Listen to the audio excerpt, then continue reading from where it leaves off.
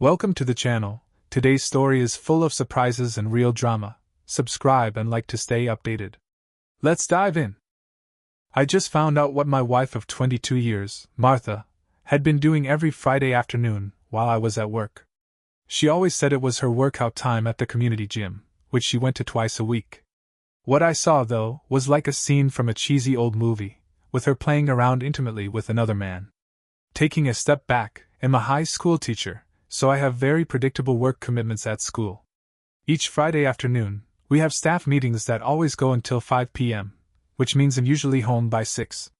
Martha was always very tired on Friday evenings because of her gym workouts, so I usually prepared dinner while she showered and made the beds. Friday was also her laundry day, so we always had clean linen on the bed Friday nights and a washing machine full of dirty laundry. Our school principal had a surprise visit from the area inspector, so he unexpectedly called off the staff meeting today. I went back to my classroom and finished grading for the day. It was still only 2:30. On a whim, I decided to go home and prepare dinner early and maybe do some remaining house tidying before Martha returned from the gym. She had been growing more distant recently, and I thought that a candlelit dinner and a relaxed atmosphere with no urgent house chores might spark some intimacy and relight the fires of passion between us. As a long-term type 1 diabetic, my ability to have proper sex was a bit compromised. I had resigned myself to this over the years as the complications of diabetes steadily got worse. I did not think it a real problem as all of our lovemaking from early marriage had been at my instigation. Martha retained that Catholic guilt about anything carnal ingrained through a childhood religious education system. Sex was pleasurable most of the time for her, but try as I might, she never lost herself in the passion of it. She never felt inclined to want to try new things at all. The question at the end of most of our sessions was usually, "Did you enjoy that, dear?" It was me who was always suggesting different ways of spicing up our sex life, only to be met with, "No, we can't do that." As I said, I was resigned to that fate in our marriage. Surely, marriage was about more than just sex. We seemed to get unfairly well apart from the occasional heated arguments, usually about some money-related issue. Recently, though, I had noticed her becoming more and more distant from me, often belittling me for my lack of sex drive and failure to initiate any sex at all. She increasingly wanted to control all aspects of our lives and became hard-headed and argumentative when she didn't get her way. I wrote most of it off as the usual rough and tumble of marriage relationships and tried to continue as normal, trying not to provoke unwanted arguing, hoping that it would sort itself out eventually. I was a patient man. Today, I arrived home as I usually do by parking in our garage, which was a long way from the house. This garage positioning was done so that when our children were young and were in bed, no car noise would interrupt their sleep. Their sleep time was precious not only because it kept them healthy, but it also kept us sane. We had quiet time to recharge while they did. I parked and leisurely walked up to our 2-story house. Martha's car was there, but it always was on workout day as she said that she preferred the bus. Then my head was already in the time to clean up space as I quietly entered the back door. I am a bit of a handyman, so every door hinge and moving component of our house was well maintained and quiet. Nothing annoyed us more than banging doors or squeaky hinges. The first thing I noticed was that Martha's handbag was still on the kitchen bench. She'd be pissed, I thought. Martha was a stickler for having her purse, especially always close at hand wherever she was. This anomaly corrected my cleanup mentality, and I started to notice other things. Her gym clothes, mostly a form-fitting leotard and large towel, were on the floor next to the kitchen bench. What, I thought, still not fully registering the nasty implications. Then I heard noises coming from our bedroom upstairs. I know the noises that my wife makes when she is having a climax, and part of me first thought that she was at last using the toy that I had bought for her some time ago, but that was swiftly put aside by the knowledge of who my wife was and her ingrained attitudes towards sex. We designed our house to have a parents' retreat upstairs with the rest of the house, including the kids' bedrooms, downstairs. Maybe Martha became suddenly sick and was upstairs, I innocently thought. I carefully and quietly walked up the carpeted stairs, again house designed for minimum noise, sleeping kids, etc. I was about to call out to see if she was all right and could I get her anything when I almost tripped on some shoes on the steps. They were men's shoes. They weren't my shoes, nor were the long trousers, shirt, singlet, and socks strewn up the remaining stairs interspersed with Martha's panties and bra, her sexy ones which only came out during wedding anniversaries. I am not a slow learner, just trustingly unaware that anything like this would be possible.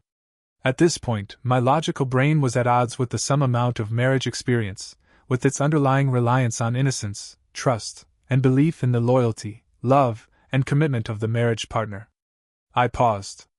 My skin became sweaty and my blood pressure dropped while my heart momentarily lost its rhythm.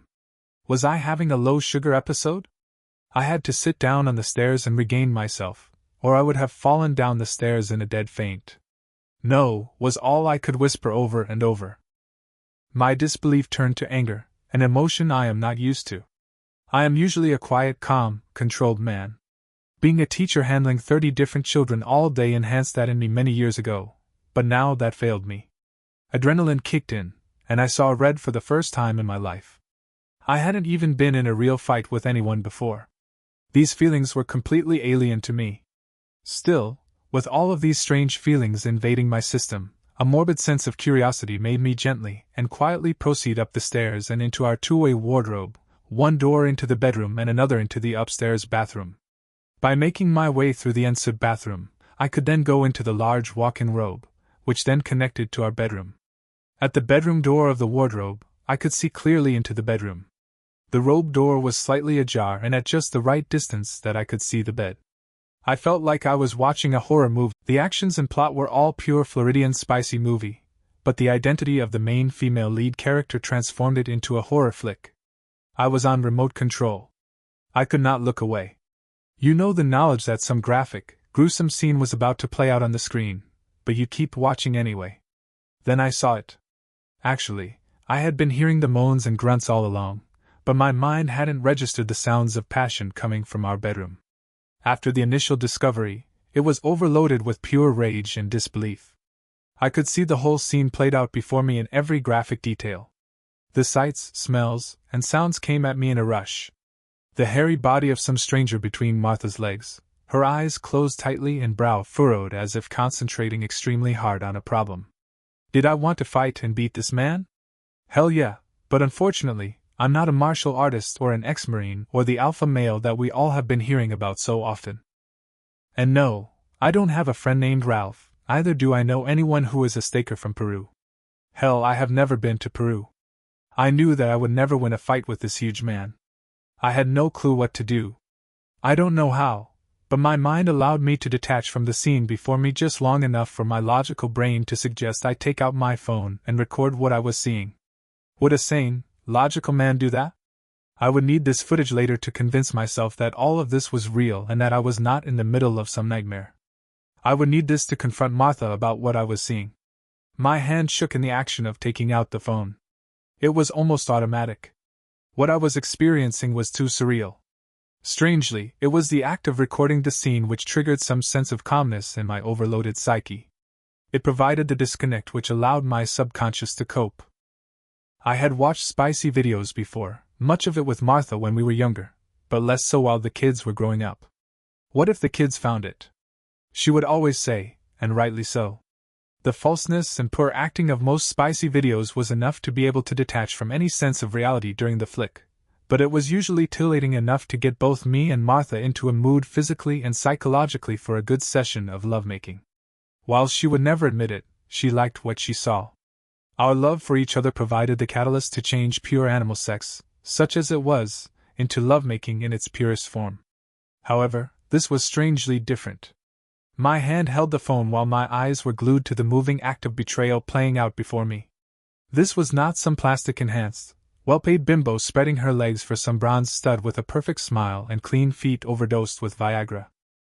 This was my wife, my lover, my life partner, the one whom I trusted beyond doubt, the mother of our grown children, the sexy 48-year-old woman who worked out, helped neighborhood charities, and said she loved me beyond all else.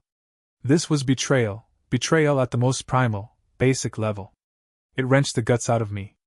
Literally, I had to stop recording, quickly creep downstairs, and back out to the garage, where I puked.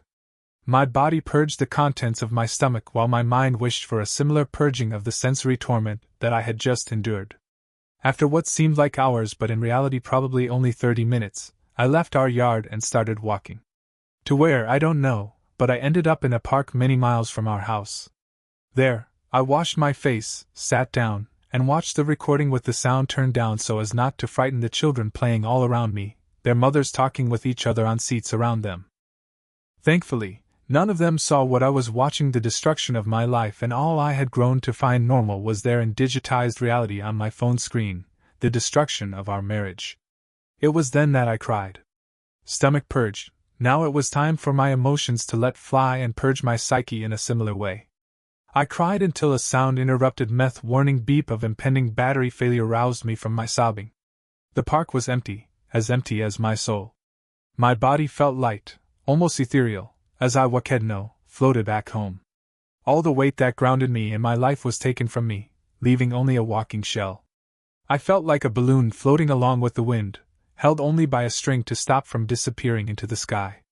It was about 7:15 p.m., my usual staff meeting day return time. I was again at home at my back door. When Martha saw me, she immediately realized there was something wrong with me. The disheveled shirt, red eyes, and pale skin were dead giveaways. "Honey, what's wrong? You look really pale. Is everything all right?" she asked, touching my shoulder in a compassionate, motherly gesture, leading me to the nearby kitchen chairs. "I'll get you a drink. You smell like you just puked. Are you okay?" Her eyes told me that she was genuinely concerned. I couldn't tell her what really set me off, not yet. I just answered in a shaky voice, "Not really, something upset my stomach, maybe lunch. Sorry, but I puked near the garage. I'll clean it up later. Hopefully, it isn't catchy. Lots of kids at school are away at the moment with a similar problem." I mumbled something else which I can't recall, but the gist of it was that I was taking a shower and going to bed. Martha replied, "Okay, hon, but take a container with you to bed if you puke again. It might be on the nice clean sheets." Those damn sheets. They were clean but now had been soiled by far worse than last night's dinner.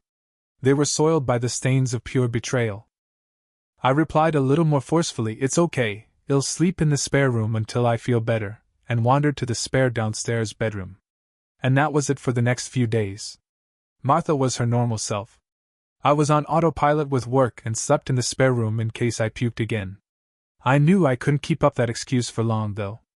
I eventually moved back into our bedroom, but had a huge problem sleeping in this cheater's nest. Martha seemed oblivious to my unease and continued in her usual manner. Monday came, and I had made up my mind about what to do. I needed to know if this was an ongoing thing or was it a stand-alone. I informed my principal that I would be having an unexpected medical procedure the next day, and he organized a temp teacher to take my class.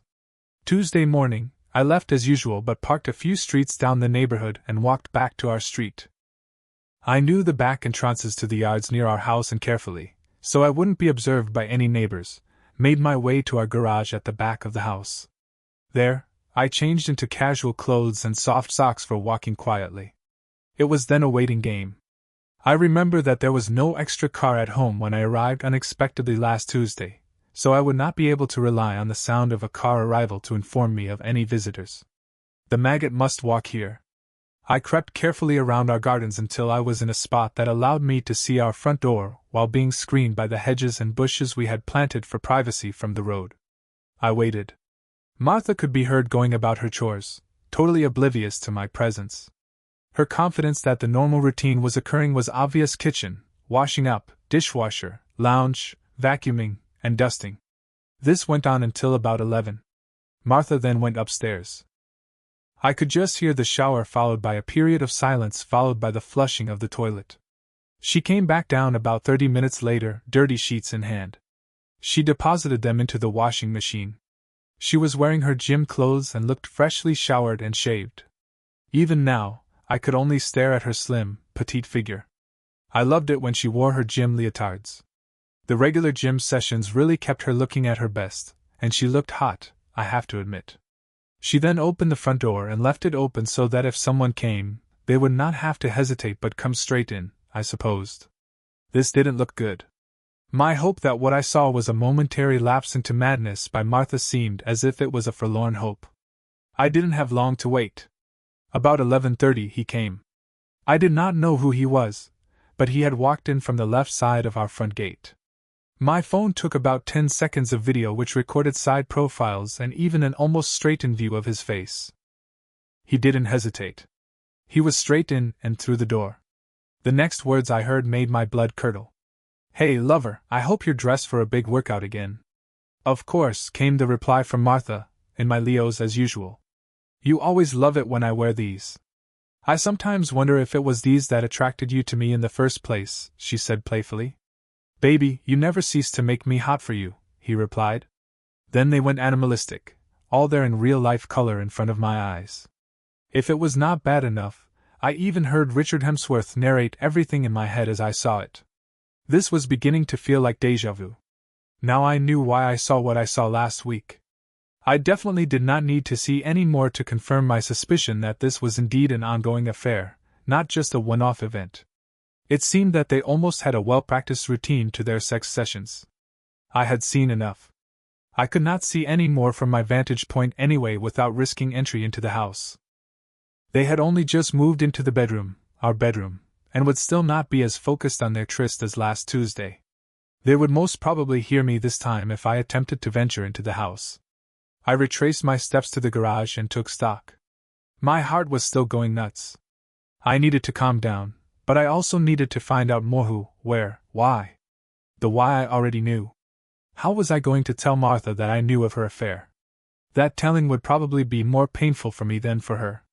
She had already had heaps of time to rationalize and compartmentalize what she was doing. It had all just been thrown into my world in a blur. I came to the realization that I would never love my wife Martha again. The betrayal went too deep. I know that some people say that these things can be overcome with correct counseling and a degree of commitment from both parties, but hey, Martha's level of commitment was fairly obviously low. I would never again enjoy sex with her. I had not seen any forms of protection anywhere, not that sex was an often experienced event lately anyway. If she was happily having sex with others behind my back, then there was no telling what she could pick up. The why bothered me the most.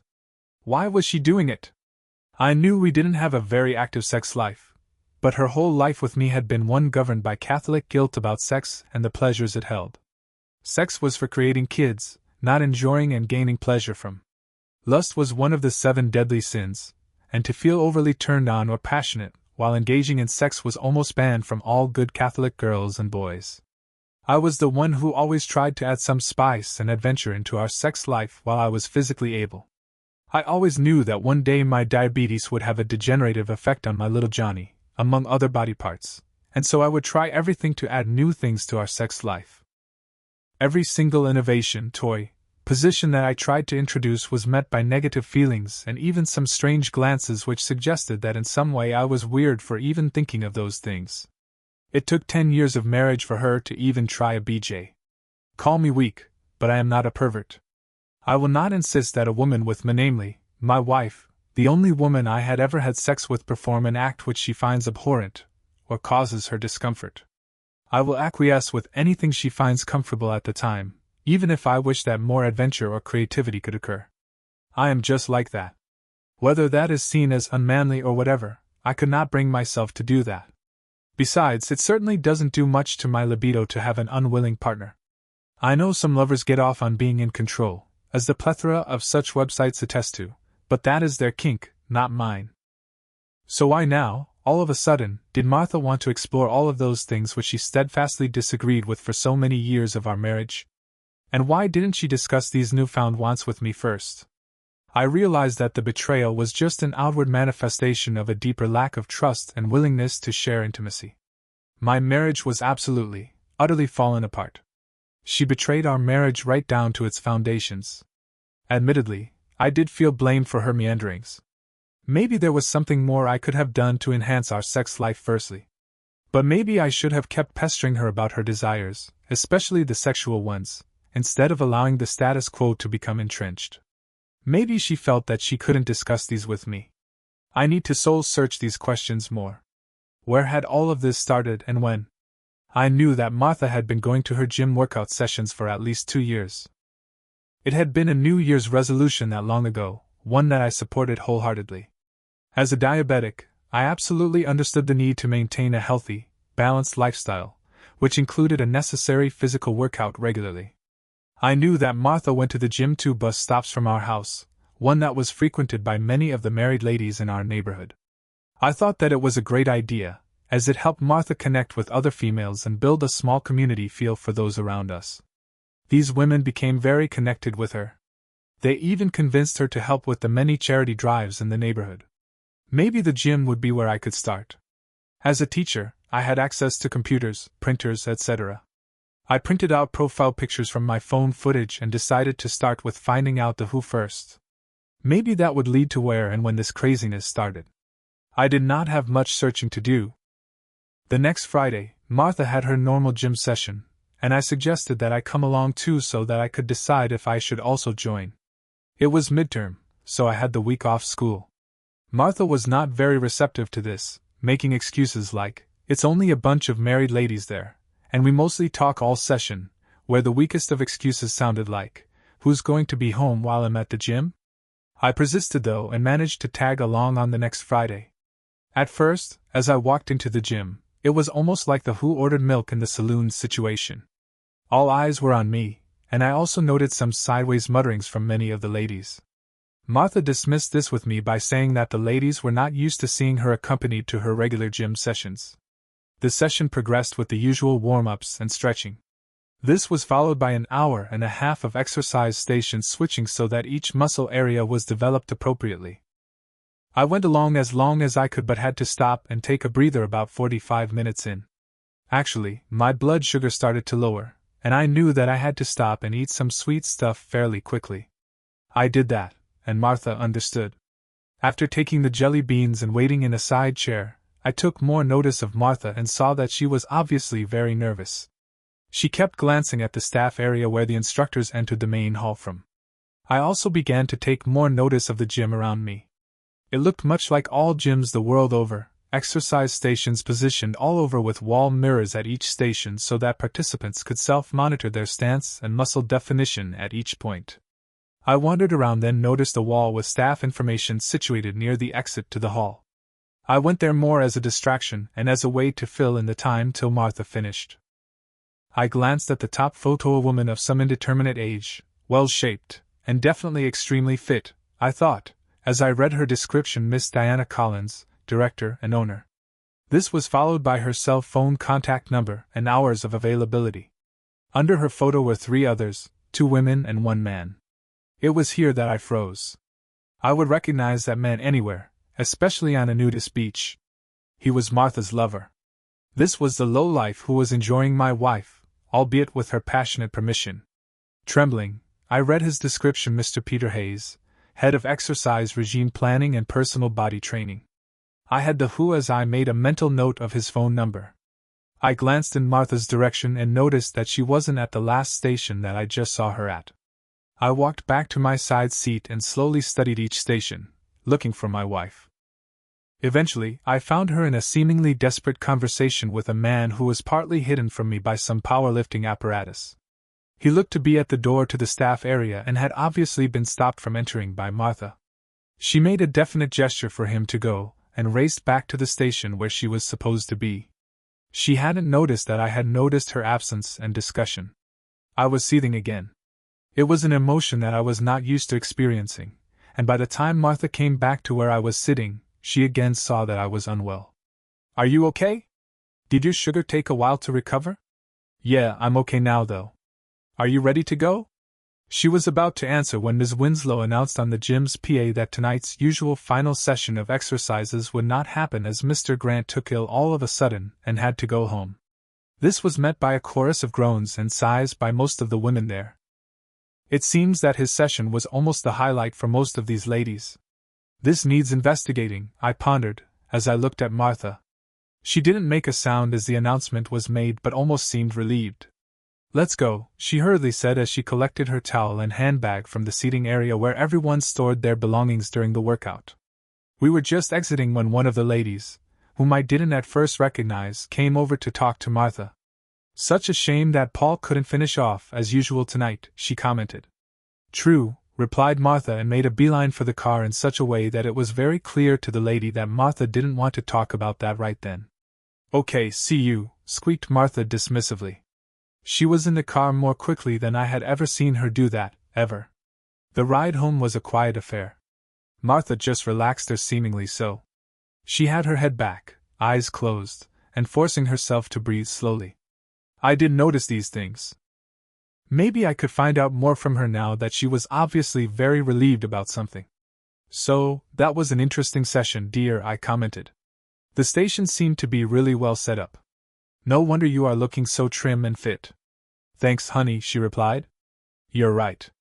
They certainly have a substantial program set up there. I love going there. The ladies are nice there too. Shame about Mr. Grant though, I pressed. You mean Paul? She replied a little too quickly. Peter Hayes. He usually finishes every session with an exercise regime which really puts everyone through their paces. You leave knowing you have really pushed your body to the limit. Yeah, it was a shame that he didn't show up tonight. Oh no, I thought. She is really into the lie, 100. I know the limits that he is pushing your body to very well. But I actually said, maybe next Friday he will be feeling better again. I thought about the upcoming sex session between my wife and Mr. Grant on Friday. It was time to get serious. At school the next week, I was on pickup duty for the non-school readers, that is, when teachers supervise an area for parents to pick up their school children by car. This is usually a hectic area where kids are frantic to go home, talk to their friends, and look for their parents at the same time. It is also a rush time for parents trying to remain patient while being in an endless car queue, which stops and starts, hoping that their child is ready when they get to the end of the queue. Imagine my surprise when towards the end of the time, a car rolls up and the driver is the lady who tried to speak to Martha at last week's gym workout. Hi, she said. Sorry, but I am new to this whole pickup thing and forgot about the time entirely. Is my son Ryan here? As teachers, we get that all the time, especially when someone is new to the school, so I promised that I would go and look for him, while my fellow teachers supervised the few remaining kids. I found Ryan waiting near his classroom, talking with another staff member's child. Hi, Ryan, I said. Your mom is here to pick you up. Better come down to pick up with me. He looked slightly confused by this. He was in the last year of primary school and didn't seem the type to be scatterbrained about pickups, etc. That's strange, he quipped. Mom is usually busy with her gym instructor on Friday afternoons. She's often late to pick me up. At my last school, she sometimes didn't come till about 5:30. The words gym instructor immediately got my hackles up. I pressed further, trying to remain calm and just be conversational with him. Good to see that Mom is looking after herself. Exercise is a very important part of a healthy lifestyle. Who is the instructor, by the way? I hoped that the answer would not be what I was expecting.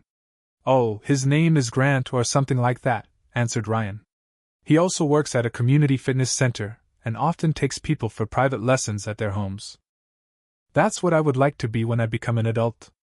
Mom really enjoys being with him for her exercises on Friday nights. She is really relaxed and seems to be glowing by the time we get home. It's great. It's always takeout night because Mom rarely has time to cook a meal on Fridays. No way, I thought. This Grant character is doing this to more people than just my wife. I escorted Ryan back to his car where his mom proclaimed loudly how grateful she was for our concern. No probs, I said. Just part of the service. By the way, I haven't met you before.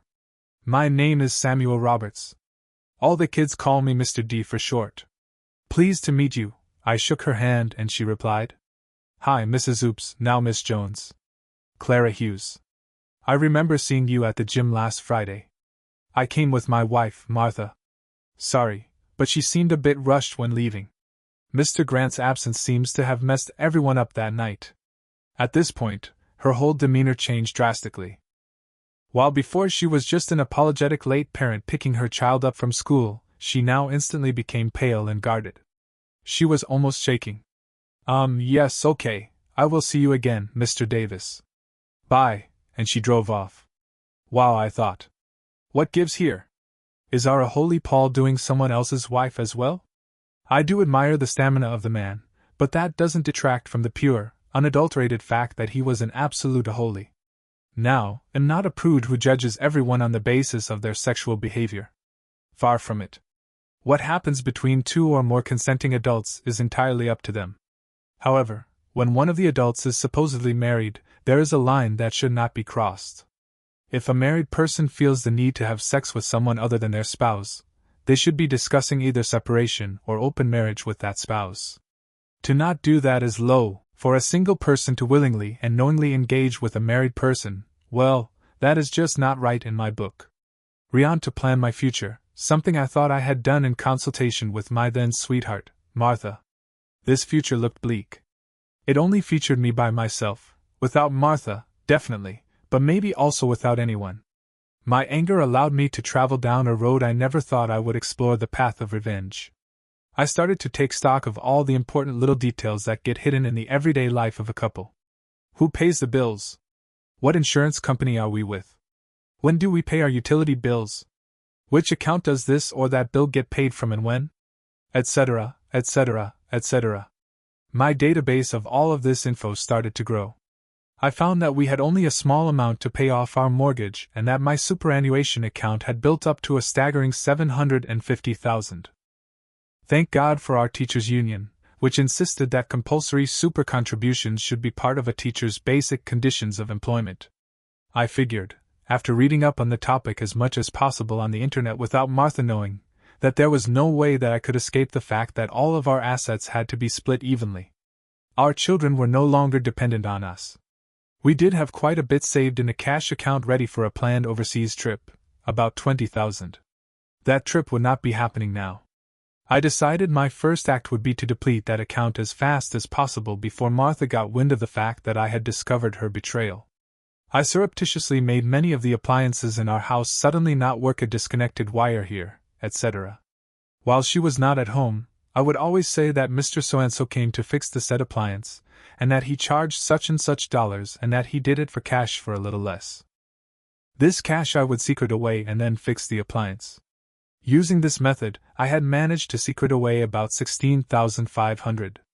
I had also bought tools, etc., always with cash, showed them to Martha, and then returned the tools the next day for a cash refund. Nasty and deceitful, I know, but the values of honesty and trustworthiness had already disappeared from our relationship because of Martha's actions. The whole scenario was turning me into something I never thought I could be, a liar. Martha's Friday afternoon workouts with Grant continued. I no longer even tried to maintain a sexual relationship with Martha. We just lived together as two housemates would. My personal items slowly started to disappear into boxes in the garage. Martha never really went into the garage, so the rearrangement wasn't noticed. Her car was usually just parked in front of it. She was content to leave the garage as my turf. Once she questioned the fact that some of my personal stuff was not on the shelves anymore. I just put it off, saying that I broke it by mistake, or that I didn't really want it anymore. She seemed happy with these responses, mainly because most of my things did not really match Martha's color scheme for what she wanted the room to feel like. When most of my stuff was in that manner away, it really didn't make much difference in the house. It made me realize how much I had relented to allow Martha to dominate much of our existence. I withdrew all of the superannuation that I could and bought a small house, a very small house on the outskirts of town. It only had 2 bedrooms and a small yard, but it had a garage and was near enough to the school that I worked at. The good part was that the balance of the mortgage was such that I could easily manage the repayments, even on half of my salary. This was not a mansion. It is amazing what a bargain can be had if only we didn't all want to be in glitzy, popular suburbs. My separation was in motion. I gradually brought my personal items into the new house. Furniture was not an issue, as I could easily pick up second-hand or pre-loved items at charity shops. That was what my life felt like, beloved, loved once but now forgotten and reliant on charity to have any value. It was time for the players to get their just rewards. I edited the footage that I had of Martha and Paul minus the sound. What they were saying to each other was just too painful. At one point, I heard that a holy Paul referred to me as that sucker. Martha didn't disagree, but to her credit, she did flinch slightly. She knew that what she was doing was wrong, and her guilt manifested itself often in subtle ways. After each Friday session with her lover, she tried to instigate some form of sexual liaison with me, but I just couldn't comply. My heart and libido were as cold as ice. I don't think she remembered how to start getting me in the mood anymore, so she soon gave up. Sex was usually at my instigation and hardly ever because of any advances from her. In her mind, it was obviously okay for her to respond to a horny husband, but not okay to actually admit to being horny herself and to project this need to her husband. Okay, so maybe some of the fault was mine also. Still, I didn't go elsewhere to get my rocks off. The complete change I had seen in Martha often left me speechless. I would often find myself just shaking my head and staring at nothing in particular. I could have taken that ride of sexual freedom and experimentation along with her instead of being left outside by her betrayal and subterfuge. It was about this time that I again had contact with Clara Hughes. This time, she was the one who initiated contact. I will always remember it. Again, it was at pickup after school. She was the last parent to come, so I was on my own with Ryan, her son, waiting for her to arrive. When she did, she looked around, and I could also see that she was very nervous and looked like she had been crying recently. Teachers notice these things as it often points to what is happening in students' lives and gives us a clue about how to help those kids learn better. "Mr. Davis, can I see you for a minute?" she asked nervously. "Sure, no one is coming, so just stay parked there and come over to my office," I replied. I always referred to the benches around the school as my office. She parked, Ryan played with his soccer ball, and we sat together on the bench near the pickup area. "I don't know how to start what I want to tell you," she began. "I don't know how much you know about the gym that you saw me in." I stared at her directly, eyeball to eyeball. "I know that Martha, my wife, loves going there and that it has really helped her keep fit and active," I cautiously replied. "There are things you need to know about what goes on there," she continued. I could tell that she was tearing up and finding it very difficult to speak. "Does it have something to do with Peter Hayes?" I asked, attempting to get her to the point as quickly as possible. "You have no idea how much it has to do with that pig," she stated vehemently. "I think I may know, but tell me what you wanted to tell me," I encouraged. "Well," she continued more confidently, "he is a player. His only reason for being there is to sleep with as many of the regular women there as possible." "How do you know this?" I inquired. "Because I was one of them," she blurted out tearfully. "The only reason I am telling you this is because I have come to realize who and more importantly what he is. Up until a week ago, we had a regular sexual relationship. He would come to my place each Friday at about 12:45, and we would go at it like rabbits on Viagra. Don't get me wrong, he was a master. He knew exactly how to get all of my bells ringing." At this point, she stared out to the sky wistfully as if reliving one of those past sessions. I also stared out, but for a different reason. I was also remembering his sessions, but not wistfully. "Sorry," she continued. "I really liked what he was doing to me while it lasted. It was only when he had someone else for that time slot that he dropped me like a sack of potatoes. No reason, just sorry, no more. I actually thought that we might have a future. I am divorced and have missed the regular loving of a marriage relationship and was really looking forward to living that again, but this time with him. How wrong I was. I was flabbergasted. How the hell did this woman feel it was okay to share all of this with me? She must be really pissed off." "Marriage relationships aren't always what we think," I replied a little too quickly. She looked into my face and saw the hurt and agony there. "You already know, don't you?" she asked, slowly shaking her head in disbelief. "You already know that he has been having it off with Martha, your wife." "Yes, I knew, Mary. Thank you for sharing this," failing miserably at keeping the venom out of my voice. "But I already have a swing in motion about the whole situation. I really believe in karma, and I think that it might manifest itself soon. That creep has to pay," Mary almost yelled. "He has no care about who or how he hurts just to satisfy some sexual prowess, something he can brag about to all of his mates at the pub. If you want me to help you get back at him, let me know. That a holy has to pay and pay dearly," she repeated. She called her son over and left. I sat there for quite a while and thought. I was almost relieved that Mary had shared that with me. For a while there, my plan for revenge just seemed like sour grapes on my part for not being able to maintain my marriage. This needed more thought. I wondered how many more women he was involving from the gym. It was time to get some facts together. I couldn't help but admire the man's stamina, but I guess even the devil never gets tired. I learned that he worked there every day except Monday, which is when the gym was closed.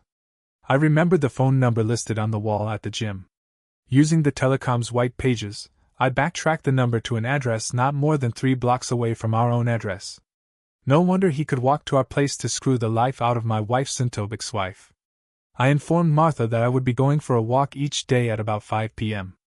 I told her that it was my diabetes specialist who insisted that I do it. Luckily, Martha didn't want to tag along, and she knew that it would not interfere with her trysts, so it all went smoothly.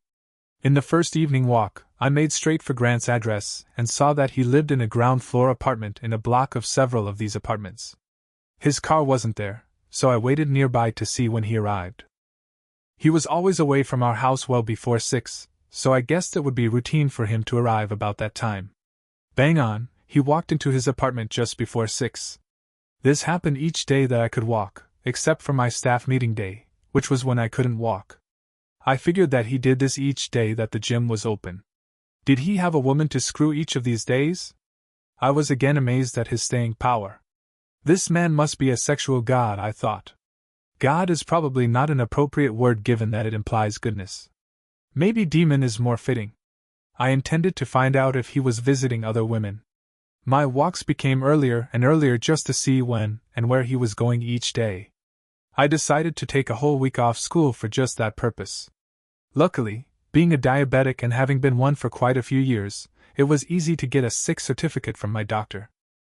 I visited an electronics store and bought what I needed: a long-range listening device, one of those discreet ones, not the one that looks like a satellite dish, voice and motion-activated cameras, full-color HD ones.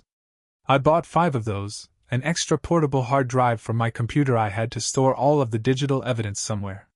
Monday, after purchasing the desired items, I installed one of the cameras in Grant's apartment. Luckily, it wasn't that big, really more like a 1-bedroom apartment with a large living and kitchen dining area. One camera was enough to cover everything except his bedroom. Getting it in there was easy. I just waited till he went to the gym and got his apartment keys from where he left them under the doormat. The idiot couldn't even be more creative than that. After checking to make sure that the camera worked, I left. Now, whenever he moved or made a noise in his apartment, the camera with microphone would activate and send all of the video and audio live to stream on my computer, where it would also be stored with 8 stamps. It started working as soon as Grant arrived back home on Monday night. There was very good footage of him eating a takeout meal in front of his TV before he went to bed at about 9 p.m. Tuesday. I waited until the gym closed and broke in through the back door. This was the one which is often neglected in the pre-close check in most stores. I was lucky. I placed the next camera in the private room near the back where clients come for personal health appraisals, the one where Grant often took his private clients. What sort of man had I become? Cameras in other people's places, spying. Where would this end? Wednesday, I waited until Martha went out for groceries and placed the 3rd and 4th cameras in our bedroom and in our living area. I reviewed the footage from Tuesday and was surprised by what I saw and heard, but not really considering the context. Grant woke up and immediately went out. He came back later with breakfast. Lazy Aholi can't even make breakfast for himself, I thought. Then I remembered his sexual prowess and had to rebuke myself. This man was indeed a sexual machine. He must be doing something right physically to maintain what he seemed to be doing. He stayed home until the gym opened and was out of there at 11. He did make one phone call which was interesting. Julie, hi, it's Paul. Is he gone yet? Okay, see you at 12:45. Your place. Make sure to wear what I said. No, I will be careful. No one will see me enter your place. Did you say he was gone for 3 days? Okay, maybe I can come on Thursday and Friday as well. Talk this afternoon, lover. With that, he hung up and left with a definite spring in his step. I wondered how he would explain that one to Martha. Thursday, I took myself down to the garage with my computer and waited for the fun to start. Almost immediately, Grant's camera streamed to my screen. He had woken up, and after going out for his breakfast again, he returned and dialed. It was Martha's phone.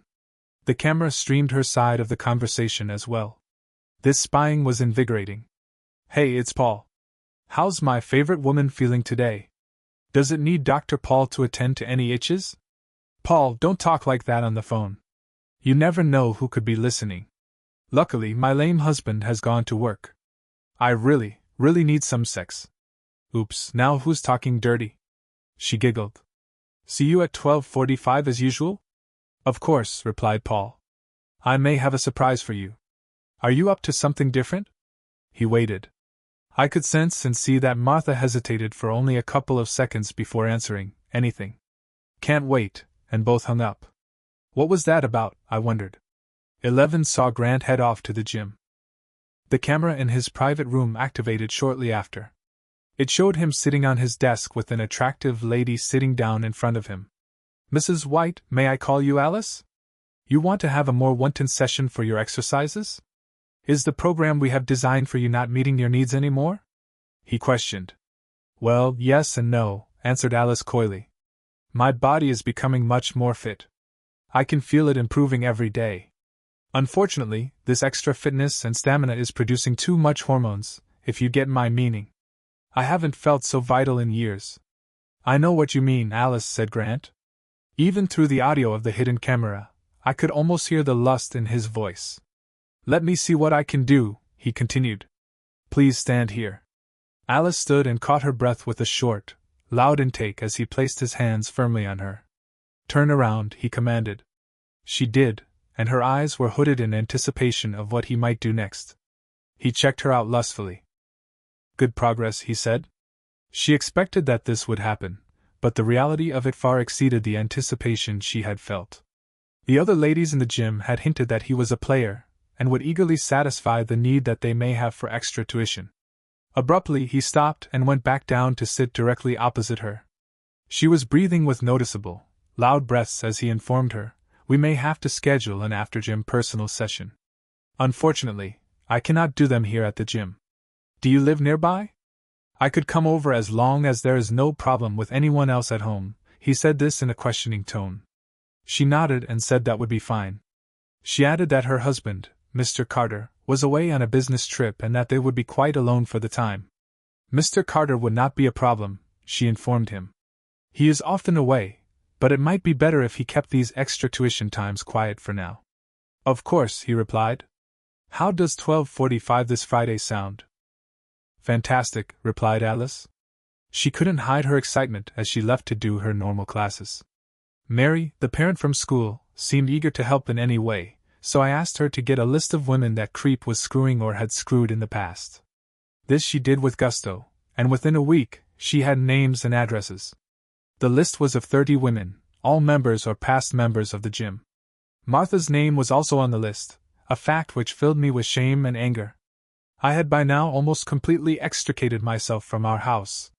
I won't call it a home because it had lost all of that emotional value. It was now merely a house. Martha did comment once about how it seemed strangely more empty lately. I just replied that I was making a determined effort to declutter my stuff. She accepted that as it did not impact on her stuff, it even gave her more room to spread out her things.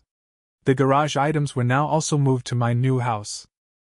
All it would take for me to move out completely was a 20-minute gathering of the remaining stuff and a drive out in my car.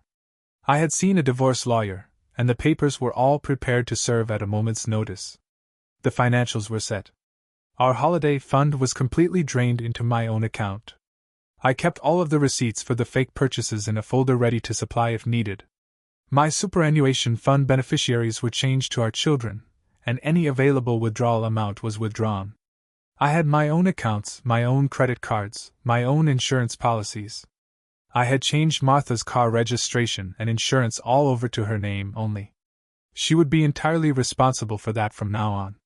The house I had no control over, so I had to be at the mercy of the courts there. I bought a new mobile phone in my name only and made sure that it had an unlisted number. The original phone I cancelled. I prepared a bundle of goodies for each husband of the women listed by Mary. Each bundle included details of when and where that maggot had screwed their partners. It also included his name and address. The final item included was an address for the sexual health clinic in our town, as most sex seemed to be unprotected. I also left an anonymous review on the gym's website alluding to the fact that it was a known pickup area for sexual predators and that these predators mainly hunted married women. I also sent a detailed letter to the owner of the gym stating that now would be a good time to have a serious talk with her head instructor. I left the divorce papers, some printed photos from the video surveillance of the Aholi and Martha, along with DVDs of the tryst, on our kitchen table. My wedding ring was sawn in half and covered in excrement beside this bundle. The note I left under it read, "Martha, I left you this broken ring covered with the same you put on our marriage. Don't contact me unless it is through the lawyer mentioned in the divorce papers. I have asked the school to ban you from entering the school grounds, so please don't try to contact me there. Police arrest happens quickly to anyone causing trouble on school grounds. I have informed our children of what I am doing just so there is no confusion about the reason and so that no lies can be told about who instigated this breakup. I have sent copies of the DVDs to them. Please choke on your spit and die." I drove to my new house and waited for the shit to hit the fan, and it did with a passion. Somehow, the local papers got hold of the scandal at the community fitness center. The owner had no choice but to shut up shop and leave the town. A certain ex-gym instructor was found beaten to within a centimeter of his life in a back alley downtown. It was believed that he was set upon by an unknown group of assailants, all male. There was a sudden influx of divorce petitions to the local court, and many houses were put up for sale. Martha came home that fateful day, saw my party gifts, and promptly fainted. A neighbor heard the scream and saw her fall to the ground. It didn't take our old neighbor, a stout old woman of 70, to notice the bundle also. She quickly realized why Martha had fainted. She always was a switched-in lady. "What kind of woman are you?" she shouted as she spat a huge glob of spit on Martha's face. She did, however, phone emergency before she left the house with the door open. Martha did try to contact me, but she had no luck on any of the phones we had. She even tried to come to the school and was subsequently arrested. One night in the watch house and a stern warning from a magistrate slowed down her efforts hugely. Our children let her know in no uncertain terms what they thought of someone who would cheat so blatantly on her husband. They were both married also and thankfully had inherited more ethical views on fidelity from me, obviously not from Martha. The divorce went through, and in its normal process, the remaining financials were sorted out. Martha had to sell the house, and the proceeds allowed her to buy another smaller house in the suburbs, where she lives now alone. The shame of being outed as one of the now infamous Gym 304 never left her. Her face was known, and whenever she went uptown, there were many sideways glances and sly snickers. Some even spat in her direction. The resulting depression caused by this rejection and shame eventually led to her being cared for in a mental hospital. Me? I continued teaching, living in my new home, but not a day went by when I didn't feel the loneliness and emptiness of that place. My heart yearned for the love and warmth of our home with my wife and children as it was so long ago. I had gotten my revenge, but I didn't win. There are no winners when all that is left is loneliness and sadness at the betrayal of a cheating spouse. Thank you for watching. Do you think the husband's actions were justified, or could there have been a better way? Share your thoughts in the comments, and don't forget to like, share, and subscribe for more stories. See you next time.